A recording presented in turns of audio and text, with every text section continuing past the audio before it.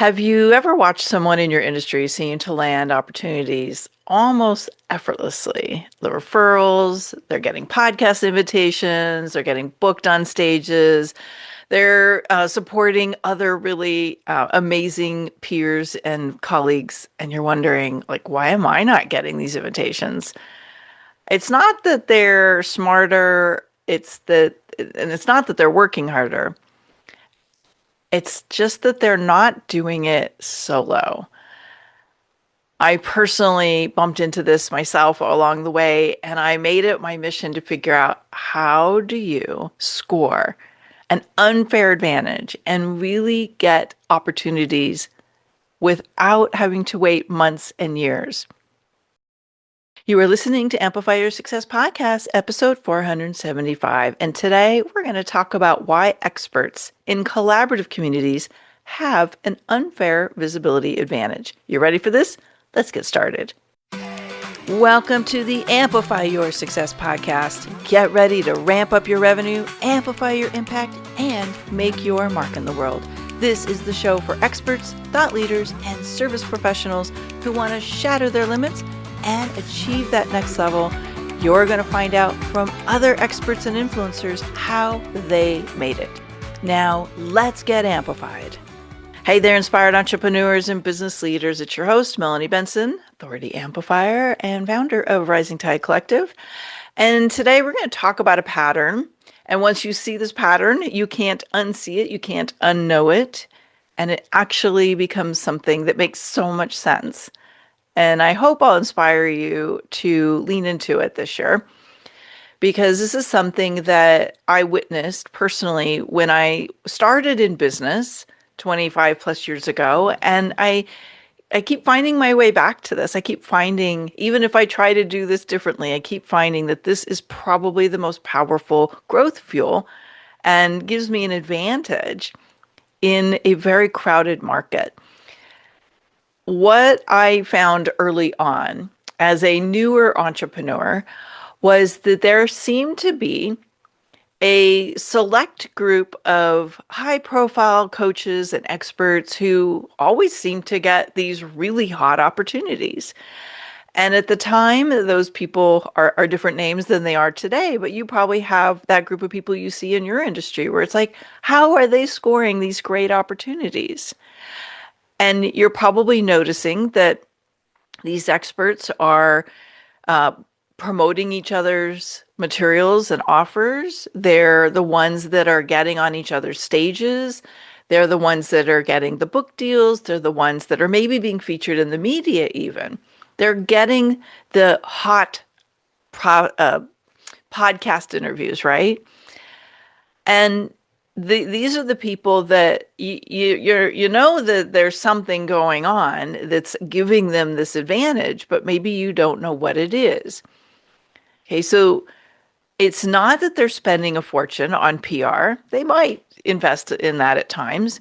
It's not that they are hustling harder. I mean, it's not that they're not putting effort in. And they may or may not be using social media. But what is happening is they're embedded in what we might call a collaborative ecosystem. And while most people are using hustle and, grinding it out on social media and spending a fortune on team and PR and pitching, trying to grow from the outside, they're growing from the relationship they have with the right peers. And it's an interesting kind of pattern when you see it and you're like, wow, okay, I could be investing in all of this that's keeping me in this hustle mode, or I could lean into the power of a collective group of people who are growing through the relationships they're building in community.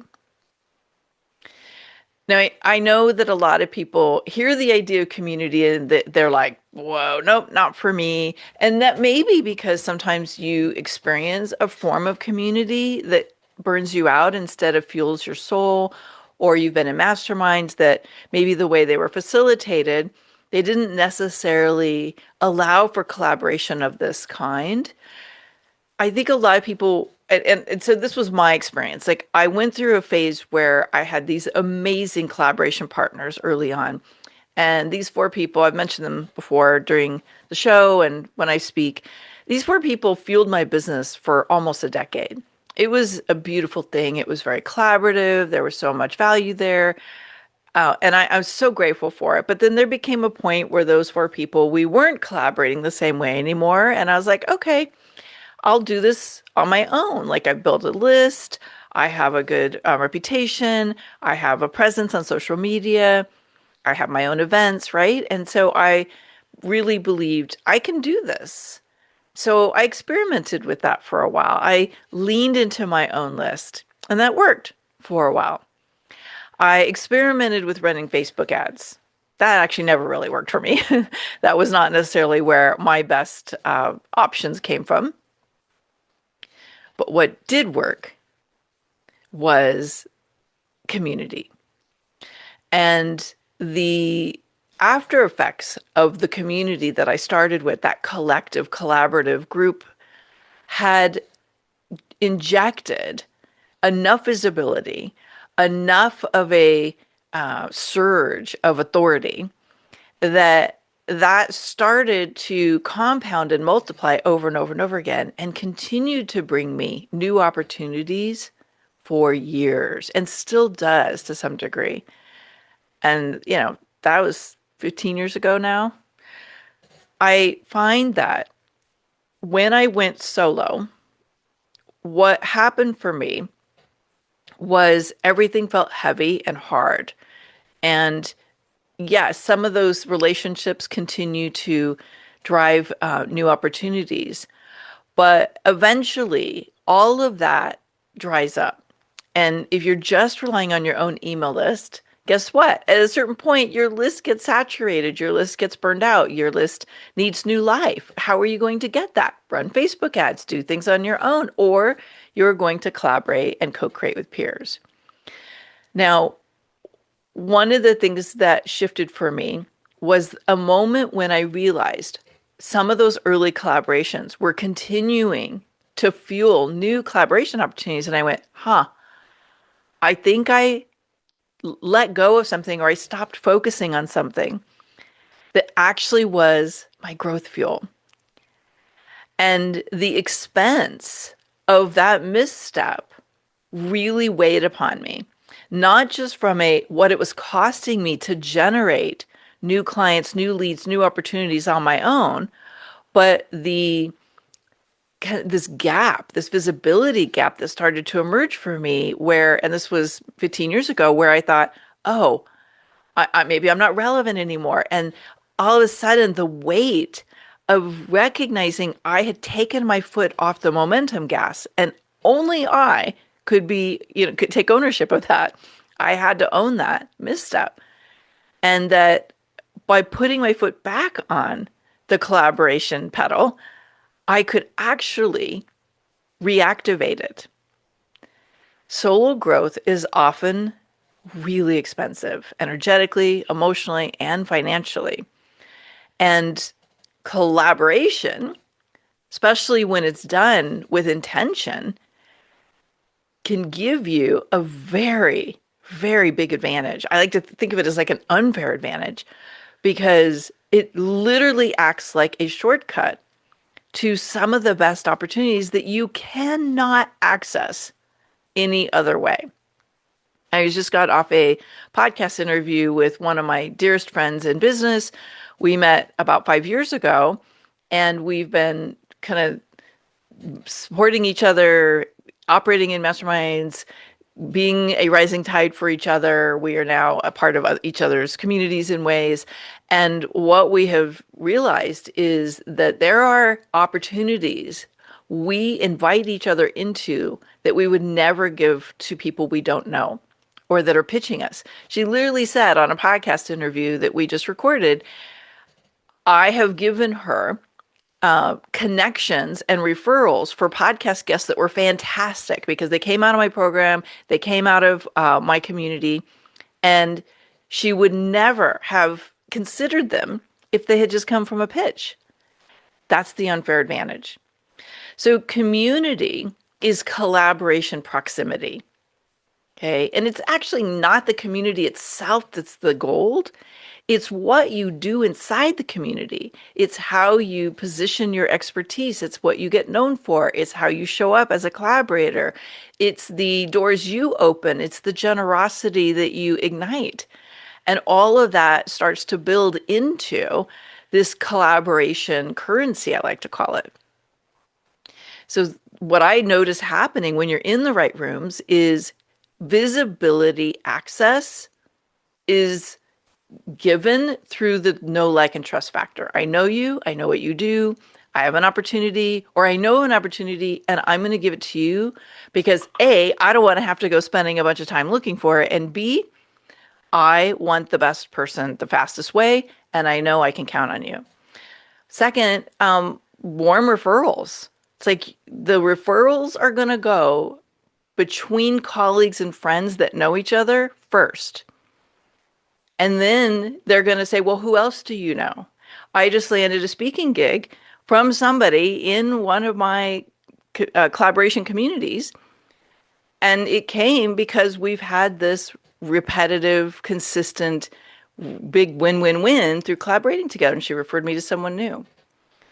And there's definitely a built-in credibility and trust. Okay, we have a deficit of this in the industry overall. When people go looking online, they're like, I don't know, there's 70 people that sound the same. And I've been burned just saying yes to ads and marketing. So I'm going to ask somebody I trust. Who should I ask? Who do you know? Built-in credibility, because that proximity reinforced gets you known, trusted, and referred. And I think trust travels farther, faster than marketing ever will. Yes, you can have really great marketing. You can spend a fortune on copy. And yes, you will inspire people to say yes to it. But there is nothing that works as well, as fast, as the borrowed trust from somebody in community. So I want to come back to what I see happening for a lot of communities where this advantage isn't occurring. And I'm not throwing any shade on these communities. It's just you have to know what's the right community for me at each stage and for what's important to me now. So some communities are focused more on content and learning. They're not as much about connection. They're not facilitated for building relationships. They're facilitated for learn from the guru or learn from the trusted advisor or learn from this rotation of experts. Again, it's just a style, but that's not where you're going to notice the most powerful connections emerging. I think there's also a lot of kind of system building and like learning a system, a tool, that cookie cutter type approach, do what I do. Again, it's not about contribution or connectivity. It's about the reward is on learning something and deploying it. And I think even some communities that are built on networking, the way the networking's done isn't necessarily right for everybody. There are some networking spaces I'm like, yeah, this is so not what I like. This is not built for me the way I build connections. And so you have to know, what do you want? What feels aligned? And recognize what are the spaces at my level of business that are curated for the outcomes I'm looking for. And these can be associations, these can come from memberships, they can come from masterminds. I call my community the Rising Tide Collective, but these are all different forms, and you have to know what's right for me. Now, I really believe that collaboration doesn't happen just because someone's an expert or they have expertise that's valuable or talent. It happens because the environment is creating it so it's inevitable. And I actually noticed this very quickly in the Rising Tide Collective. I've been building communities for 25 years, or maybe actually a little bit more. And one of the things that I know is I'm building a room for collaboration. And the members who joined early on in Rising Tide Collective, They were leaving the mini mind sessions that we host every month with collaboration in motion. They were posting like, "Oh my gosh, I just landed a media opportunity. I just got booked to speak. I'm already booked on 3 podcasts." And not just that, but the whisper to me privately was, there's nobody in this space that I'm going to ask you to keep me out of the room from. It's not that awkward energy. It's collaborated from a space of generosity and uplifted energy. And that just filled my heart to know that my intention, collaboration fuel, was emerging so quickly. So, what makes a collaborative community a growth multiplier?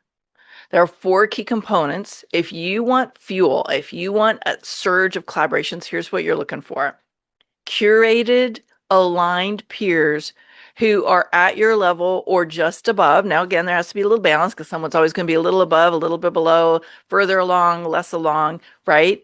But the value system has to be there, and the curation has to be there so that people are focused on similar needs. You have to have clear contribution pathways. You have to have ways to be seen for your expertise and your value that you can bring to each other's audiences. That's actually one of the things I do in Rising Tide Collective is I facilitate a workshop, a bonus workshop for members every quarter or so, where I teach them how to build their contribution pathways. And then we have to also think about the visibility loops. How are you going to amplify fellow members? How are you going to give visibility as well as receive it? And then, of course, you want to have shared momentum. You want winds rippling. Like the whole point of being in the right collaboration space is rising tide lifts all of the members, right? So when one person's rising, everyone's rising. And I happen to be someone where I have lots of visibility opportunities coming at me. I have lots of um, speaking opportunities. I get pitched for lots of things that I can't say yes to. They're not right for me. Or, there's like plenty of opportunity in it. There's lots of media that crosses my desk.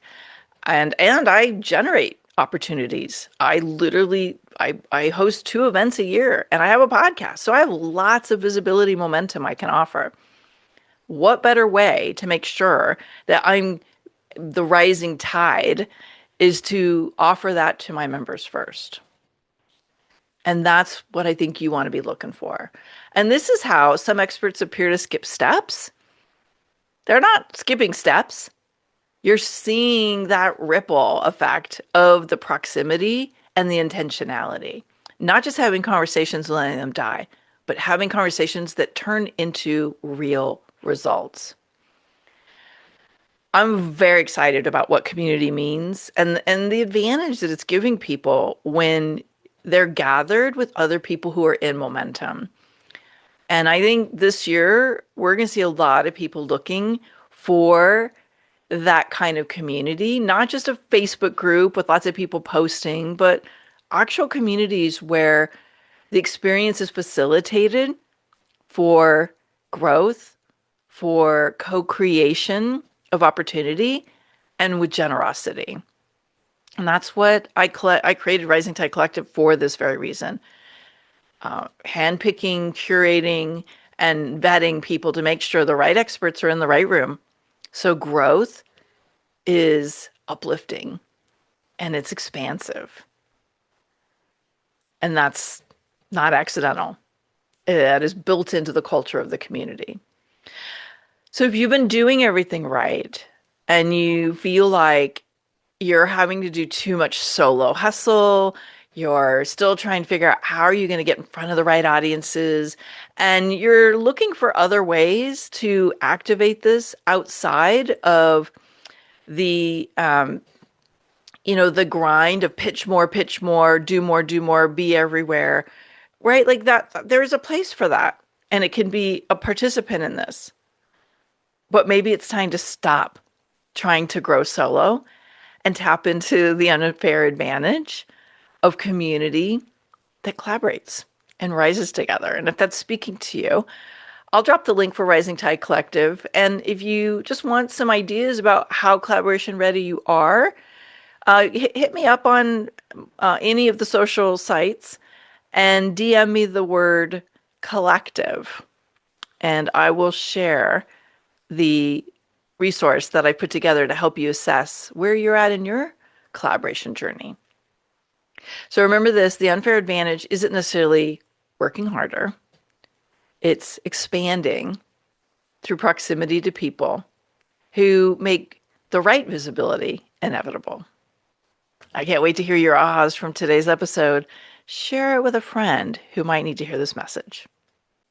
Thanks for tuning in today, Amplifier. We're going to keep this conversation going, and I want to hear from you how you're going to amplify your authority and make a greater impact. Before you go, please take a minute to give our show and our guests some love over on your favorite podcasting platform. Subscribe, rate, and review. Leave your full name, and I'll spotlight you and your authority on social media.